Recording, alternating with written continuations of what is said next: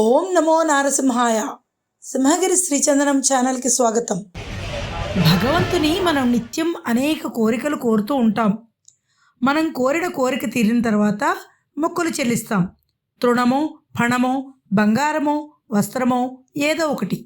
కానీ సింహాచల శ్రీ వరాహ నారసింహునికి మాత్రం కోడిదూడలను మొక్కుగా సమర్పించడం జరుగుతుంది.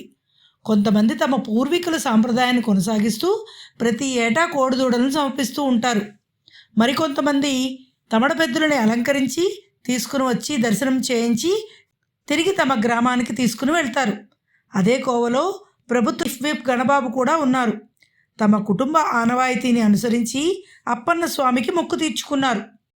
గోపాలపట్నంలో తన నివాసం వద్ద తండ్రి అప్పల నరసింహం విగ్రహానికి పూలమాల వేసి తమడ పెద్దలు, గరిడి, కోలాట బృందాలతో పాదయాత్రగా సింహగిరికి చేరుకున్నారు. మధ్యలో అడివ్వరం గ్రామదేవత శ్రీ పైడితల్లి అమ్మవారికి పూజలు చేశారు. తొలిపావంచ వద్ద టెంకాయ కొట్టి సింహగిరికి చేరుకున్నారు. గంగధారలో పుణ్యస్నానం ఆచరించి త్రిపురాంతక స్వామి వారిని దర్శించుకున్నారు. అక్కడ నుండి కుటుంబ సమేతంగా అప్పన్న స్వామిని దర్శించుకున్నారు.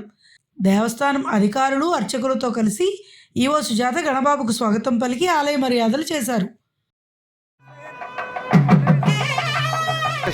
ఉత్తరాంధ్ర ఎలవేల్పు ముఖ్యంగా మా కుటుంబానికి కూడా అత్యంత ప్రియమైన దైవం.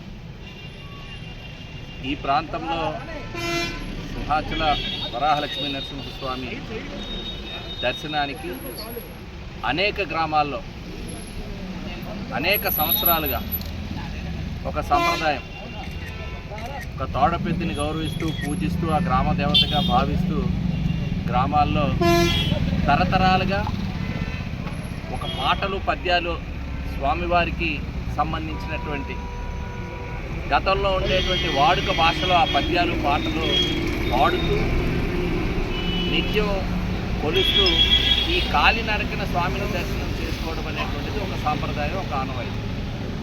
అది మా తాతగారు నిర్వహించేవారు. గోపాలపట్నం నుంచి కాలినడకన స్వామిని దర్శించుకోవడం అనేటువంటిది. అదేవిధంగా మా నాన్నగారు కూడా అదే ఆచరించేవారు.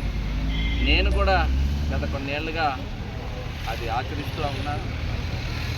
ఓం నమో నారసింహాయ.